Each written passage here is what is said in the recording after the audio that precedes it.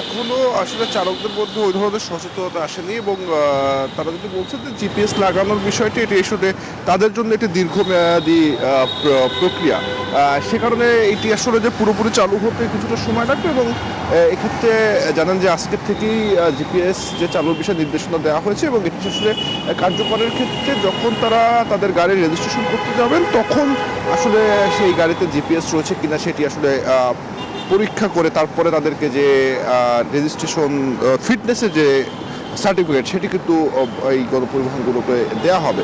এখনও ঢিলেঢালা চলছে এই ক্ষেত্রে যে রাস্তায় কোনো অভিযানের বা সরকারের পক্ষ থেকে যে এখনও তাদেরকে চাপ প্রয়োগ করার বিষয়টি আসেনি।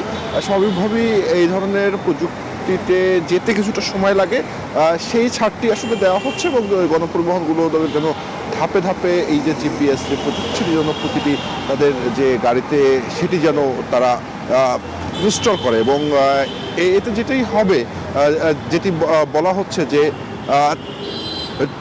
তাদের যে সেফটি যেটি সড়কের নিরাপত্তা সেটি কিন্তু বাড়বে এবং এই যে বাসগুলো আসলে বা গণপরিবহনগুলো আসলে কোথায় চলাচল করছে কোথায় যাচ্ছে সেই বিষয়টি আসলে দেখা যাবে। সেক্ষেত্রে যে অনেক সময় আমরা দেখি যে রাস্তায় যে গণপরিবহনগুলোতে অনেক ধরনের অনাকাঙ্ক্ষিত ঘটনা ঘটে সেইগুলো আসলে রোধ করার একটি সম্ভাবনা থাকছে। এটি আসলে ভালো প্রযুক্তি, কিন্তু ঢাকার গণপরিবহন বিশেষ করে বাসগুলোর যে অবস্থা তাতে তারা সেটি আসলে ইনস্টল করবে কিনা যদি এভাবে ঢিলেঢালাভাবে চলে তাদেরকে আসলে যেটি সাধারণ মানুষ বলছে যে তাদেরকে আসলে আইনের আওতায় আনতে হবে এবং আইনের যে সঠিক প্রয়োগ বা তাদেরকে চাপ প্রয়োগ করে আসলে এই প্রযুক্তি জিপিএস যে প্রযুক্তি সেটি ইনস্টল করতে বাধ্য করতে হবে। তো সহকর্মী নয়নবুড়ো জয় রয়েছেন চট্টগ্রামে। জয়, চট্টগ্রামের কি অবস্থা জানাবেন?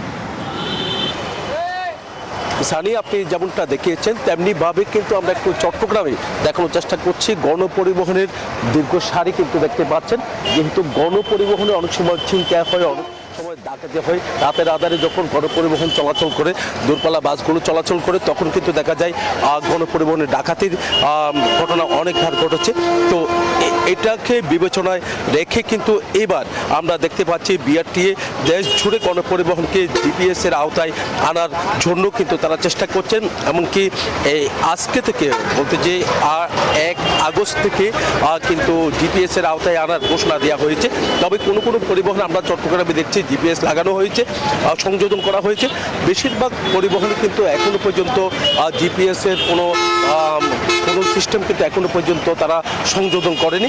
যারা চালক তাদের সাথে আমরা একটু কথা বলবো। আমরা আপনার সাথে একটু কথা বলতে চাচ্ছি। আজকে থেকে তো গণপরিবহনে জিপিএস লাগানোর কথা, আপনার গাড়ি থেকে জিপিএস আছে? আমরা কোনো জিপিএস নাই, আমরা আজকে যাইতেছি, যাইলে বলতে পারি আমার মালিক ঢাকা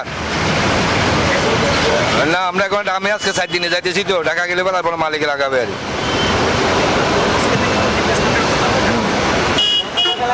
আর জানছি তো আমার গাড়ি তো আজকে 4 দিন এখানে বসা। আজকে যাইতেছি, যাওয়ার পরে মালিকে আবার ডিভিস লাগাবে কি লাগবে মালিকের ব্যাপার, আর আমার বললে তো লাগাতে হবে না। বুঝতে পেরেছেন, এখানে যে গণপরিবহন আমরা দেখতে পাচ্ছি চট্টগ্রাম থেকে ঢাকায় বা বিভিন্ন জায়গায় যাচ্ছে। তো এমনকি অন্যান্য গণপরিবহনগুলোতে বেশিরভাগ গণপরিবহনে এখনো পর্যন্ত সেইভাবে জিপিএস লাগানো হয়নি বলে আমাদেরকে জানিয়েছেন। তবে দ্রুত সময়ের মধ্যে প্রশাসন তারা অভিযানে নামবে বলে আমাদেরকে জানিয়েছেন। বিআরটিএর যে ম্যাজিস্ট্রেট তার সাথেও আমরা কথা বলেছি, তিনি যেমনটা জানিয়েছেন যে দ্রুত সময়ে কিন্তু তারা অভিযান চালাবে। তখন কিন্তু আসলে যারা জিপিএস সংশোধন করেনি সেই গাড়িগুলো কিন্তু তারা জব্দ করবে বলে আমাদেরকে জানিয়েছেন। এই ছিল আমার এখানকার সর্বশেষ। ফিরে যাচ্ছি স্টুডিওতে আমাদের কাছে। জয়, ধন্যবাদ আপনাকে।